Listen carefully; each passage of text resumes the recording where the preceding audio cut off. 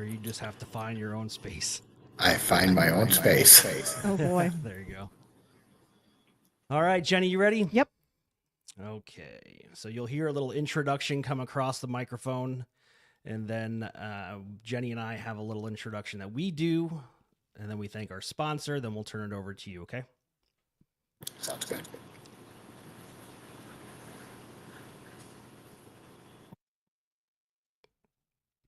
You're listening to the Grow Clinton podcast. Grow Clinton is a 501c6 nonprofit economic community development and tourism organization based in Clinton, Iowa. For more information, visit growclinton.com. Again, that's growclinton.com. Now, back to the show. Well, hello, everybody out there in podcast land. Welcome to the 96th, that's right, 96 episodes of the Grow Clinton podcast. I am your host, Andy Sokolovich, president of Grow Clinton. We are a small nonprofit economic community development and tourism organization located on the eastern side of the state of Iowa, right along the mighty Mississippi. As always, I am joined by Jenny Home from our office. Jenny, what's happening?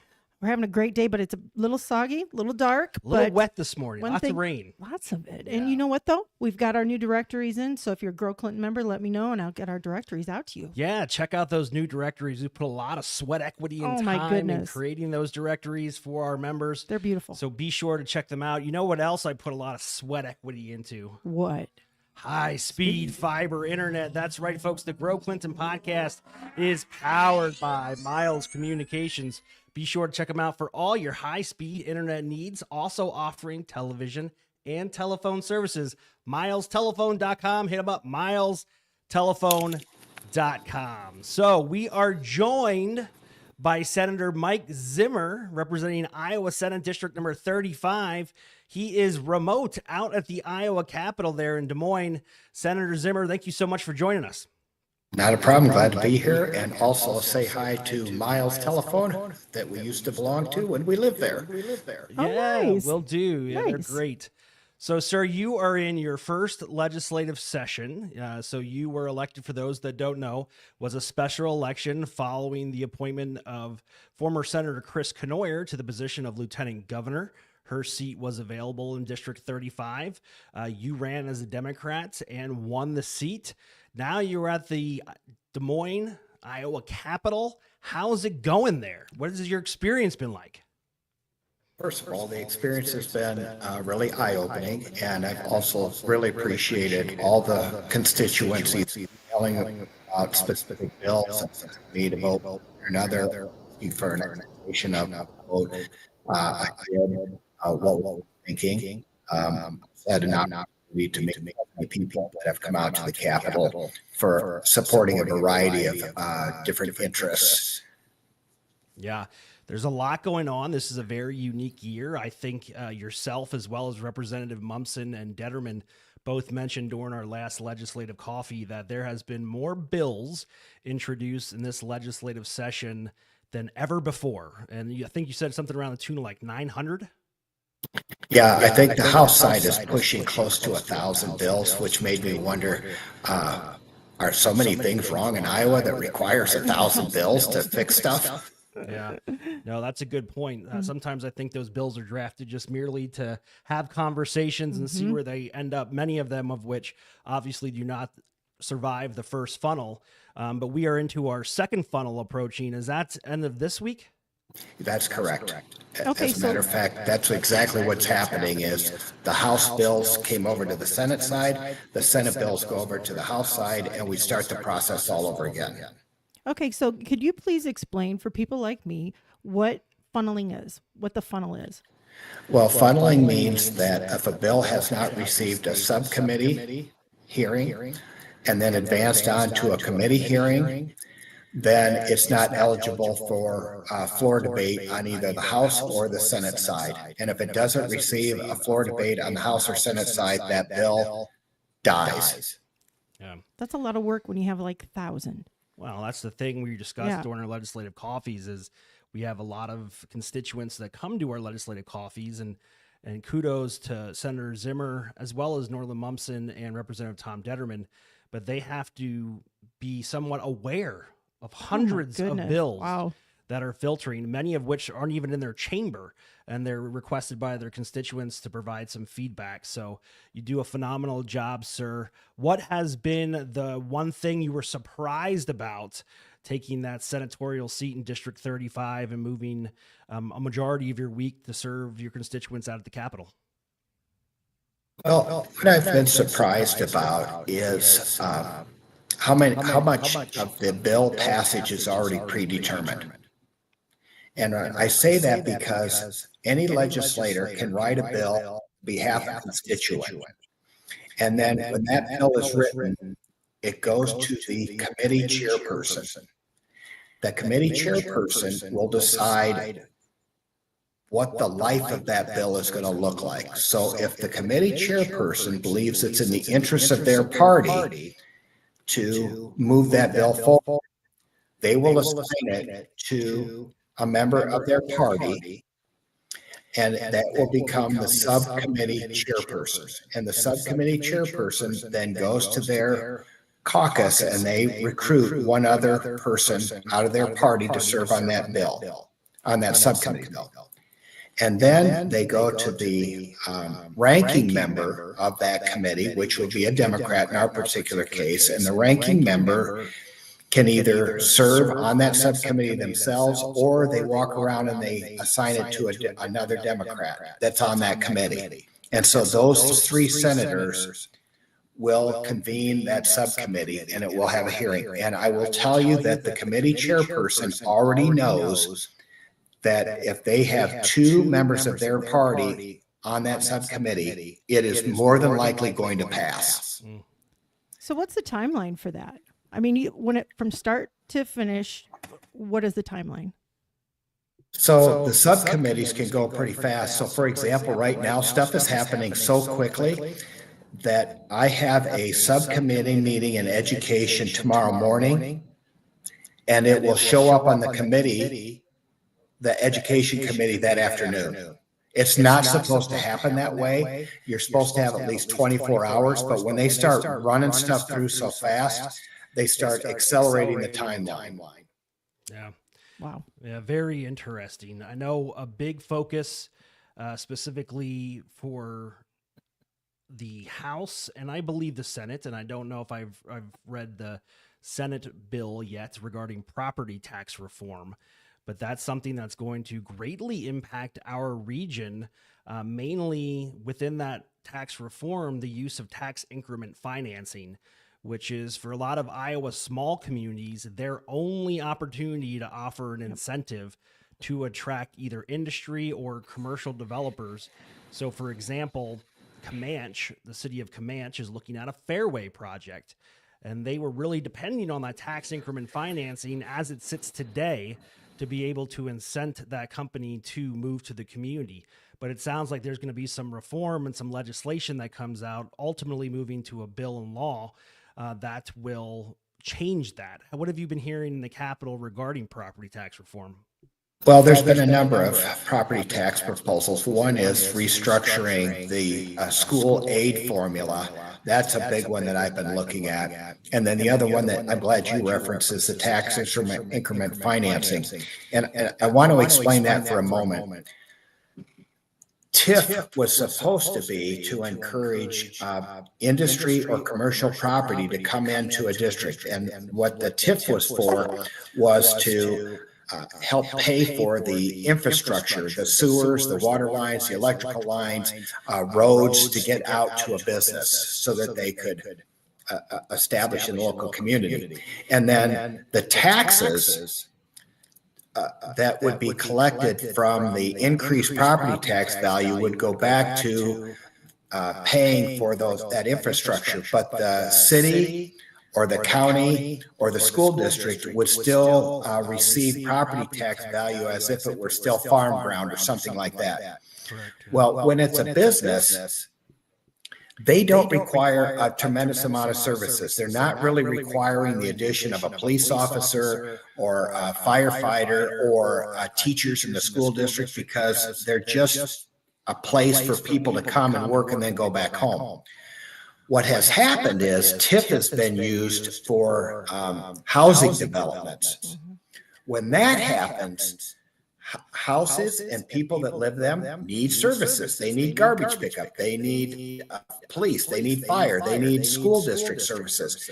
And when you restrict those tax dollars to still being farm ground or something like that, and yet you're needing to hire all these people, that is not sustainable. And that has been a big complaint from cities, counties, and school districts, that you cannot be using TIF money for residential development. It has to remain for commercial development.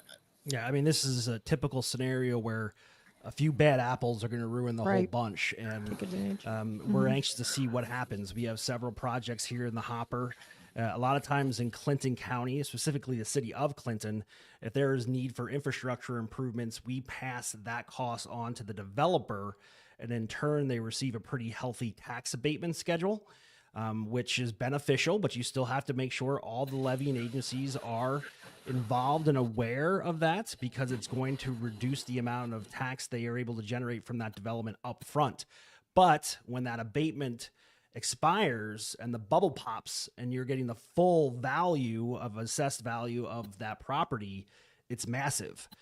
So we're and to give you 2 points, Guardian Glass over in DeWitt had a tax abatement of 20 years. And so the school district received the same tax dollars as if it were farm ground. Well, once that property came on, to your point, it made a huge difference to the property tax valuation overall. Atlas Roofing Company is going to do the same thing for the city of Clinton. And again, they already had the fire hydrant line is already out there, or at least pretty close. And then they got a grant to put the road in to the back, on the backside of it by Lowmore. But again, I'm imagining, and I don't know all the financial agreements for the Atlas facility, but they would certainly be eligible for tax increment financing for the development of the ground, for the purpose of bringing economic development to the Clinton area. Yeah. So each project's different. But again, a few bad apples out there that kind of screw it up, and they take advantage of systems. And that's why every once in a while we got to go back as a state and reevaluate what's appropriate moving forward, and maintain some fair and equitable standards for all communities within the state. But I do feel that property tax reform, as it's presented today, is going to cause some municipalities to really cinch the purse strings, some of which can do so comfortably. Others are going to struggle a little bit. Agreed. Speaking of that, then the other issue that you spoke about was the school aid. Can you kind of explain that to everybody? Yeah, so the school aid, I explained this in a 5-minute speech on the floor the second day I was here, regarding the Senate only approving 2% of supplemental student aid to school districts, which is not enough because it doesn't even keep up with the consumer prices. And when the state side of the funding doesn't keep up with the schools, then the school boards are basically, their backs against the wall. That two things have to happen. They either need to cut services, or they need to look at raising property taxes, and either the management fund, the physical plant and equipment levy, or it could be cash reserve levy, all of those, or instructional support levy. All of those are property tax driven, which is what makes people so upset about what's going on. Yeah. And so the new proposal that was put out is that there is a $5.40 per $1,000 of assessed valuation that every single school district in the state follows. So if you have a $400,000 house and your rollback is 50%, you're being taxed $200,000. You take that, divide it by 1,000 times $5.40. Your tax bill is going to be $1,080. That's what it's going to be. Mm-hmm. Yeah, and is it in the Iowa Constitution that they should select? They being the lawmaking body of Iowa, both the sides of the both chambers of the House and the Senate ultimately are to come up with a supplemental aid for students within the first 30 days of session. Is that accurate? Boy, you are so good about that. We are now on day 77. And the beauty of it is that the House and Senate can violate the Iowa law and no repercussion. And here we are. Yeah. Yeah. So schools, but they're So all of our superintendents that sit on our board of directors representing all the districts, Comanche, Clinton, who am I missing? That's full. That's Northeast. our two, Northeast. Mhm. I mean, their feet are being held to the fire because they have to present their budgets when? April 30th. April 30th, their budgets need to be presented, and they have no idea what they're getting in state supplemental aid. How do you do it? That's a problem. Yeah, so it's a huge problem because all districts are in the middle of trying to hire. They're trying to figure out what their staffing needs are going to be for next year. And they're going to have to base it upon 0%. Because if the two bodies can't come together, it stays, the state cost per pupil stays at what it is for fiscal year 25. Yeah, very interesting. The other thing I wanted to kind of ping you on and get your feedback, I did see that the House passed a bill basically encouraging, I'll just use that word, the Department of Transportation to evaluate the 4-lane of Highway 30, specifically between the cities of DeWitt and Lisbon has a portion that's already 4-lane.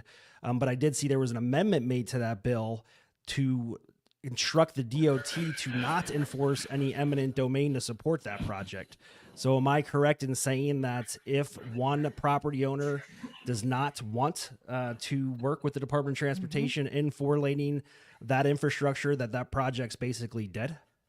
That would be correct. Oh boy. And by the way, that bill is dead. Anyway, it's not going to advance on the Senate side. And I tried to advocate on behalf of Clinton County. I went over to the committee chairperson on transportation, and I inquired, where's this bill at? And he said, I'm not bringing it even to subcommittee.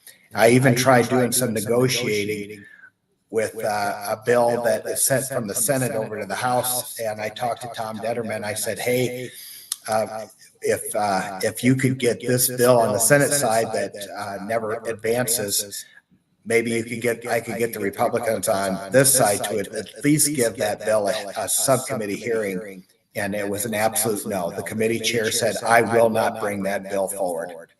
Yeah, it's interesting how it works. Boy, I mean, tough. we're looking at from the federal cuts that have been made, and people that watch TV, regardless of what broadcast network you watch, Right. You don't think it's going to affect you physically here in Iowa, but man, have we seen, especially the Health and Human Services, federal cuts there, state cuts in HHS, resulting in some of our local agencies like the Peer Respite House that's in DeWitt, the Recovery Center, not having the funds necessary to support their mission. So what happens at the federal government definitely makes its way down to the state and ultimately trickles down to the municipalities. I am so glad that you asked about that, because I was just out talking with two people, one group representing food farmers of Iowa or something like that. They're a group that provides produce that's grown here in the state of Iowa that usually would go to USDA aid, or it would be going to our local schools or something like that. And when these federal grants that are used to pay these producers for that are cut, I asked the chairperson of the House side of the Appropriations Committee, I said, so has the governor and the Republicans talked about how to cover some of these cuts at the federal side if the state's going to have to pick them up? And the answer was, no, we're not looking at any of those. Yeah, it's definitely going to make an impact. I mean, we're seeing it all over the place. So regardless of you're a Republican or you're a Democrat, you're a tax-paying citizen, and there are some things, if you listen to Senator Brooke hold up the U.S. Senate for 20 plus hours, sharing his passion and his opinions, again, regardless of your party line, politics, you are witnessing something that's never been done before. Right. And these extreme cuts at the federal government level, just like the removal of cap on the cost of insulin for those that are on Medicaid. And they are paying $12 to $15 a month for insulin, maybe. I don't know. I'm just guesstimating. Okay. But that value now of that medication has tripled overnight. And it's going to be more difficult to afford food and medicine and the reliability of services like Social Security and Medicaid and Medicare alike. So Yeah, you got a pretty heavy lift out there, sir. I'm not disagreeing with you at all, and I'm just sorry to say that there are a group of voters in this country that wanted to see the federal government actually tore apart and down. And I always say, be careful what you wish for and what you vote for, because you're going to get it. And if you don't understand what those votes mean, you're going to find out real fast. Senator, what is the conversation there about childcare? That's a great question, because the Iowa Association of School Boards, their number one legislative initiative was 4-year-old preschool, all day school. And so when I first saw the governor's preschool child care bill come forward, I was like, oh, this is great. But then when I found out that there was no additional funds to support that, and I found out that she was going to allocate 43% of the birth through 5-year-old program just to one age group, the 4-year-old, all of a sudden I started getting responses back from Clinton County, Early Childhood Iowa, Jackson County, Early Childhood. I mean, I received responses from counties across the state saying, if this goes through, we're going to lose this service, this service. I mean, the litany was just long. And I don't think the governor and those putting this bill together really understood the impact that this was having on birth, 1-year-old, 2-year-old, 3-year-old, and 5-year-olds. I do not think they understood the full repercussions of this. And then when it's combined with cuts from the federal side, it's been a double whammy. Yeah, no doubt. Jenny in particular in Grow Clinton office works very closely with our providers, both the ones that have centers as well as the in-home providers. And I know a good friend of mine, his wife is due in July. He will have 3 children in daycare, and he's wondering how he's going to pay for it. It's more than a mortgage payment. Oh, absolutely. Mm-hmm. And so I was in communication with a daycare center in DeWitt. I called her right away, and I went through each divisions of the bill that the governor had, because I wanted to know from my local providers, how is this going to impact you? And it was like, oh, I like Division 1, but then when we got to Divisions 2 and 3 of there, she said, this will be devastating. I will not be able to survive. Yeah. Well, sir, if you believe it or not, we've been talking now for 20 minutes, and I know you have a busy schedule ahead of you. We just want to say thank you on behalf of Grow Clinton for agreeing to do this podcast, as well as supporting our legislative coffees. I know you're probably drinking from a fire hose out there as you learn. I mean, we only go out there a few times a year, and I leave with my head spinning trying to figure it all out. But, something you alluded to earlier regarding voting, I don't care if you're a Republican or a Democrat, but it is, I think, important that you go out and you do your research. Right. Because if you just blindly check a box and shove it into that, the vote counting machine at your polling place, and you have no idea what you're voting for, like Senator Zimmer said, don't be upset when it impacts you negatively. Well, and that's the thing. Really A lot of people do a lot of emotional voting, and that's, like you said, you need to do your research. Yeah. Well, I appreciate Grow Clinton podcast. It's programs like yours where you bring guests in from both sides of the aisle to explain bills and explain what their thinking is. But people need to look at a number of different resources and not just pick one and then take what they're saying at carte blanche that this is what's going on, and especially locally. So attending forums, listening to podcasts like yours, reading newsletters, you've got to be informed beyond just what you're hearing from one radio station or one TV station. It's just so much more than that. Yeah, absolutely. Great way to close the show. Right. Senator Zimmer, thank you so much for joining us. Safe travels as you make your way back to Clinton County, and we will talk to you soon, and we'll see you at the next legislative coffee. Happy to be there. Thank you. Take care. Thank you for listening to the Grow Clinton podcast. Be sure to subscribe and follow us on all your socials. Until next time, see ya.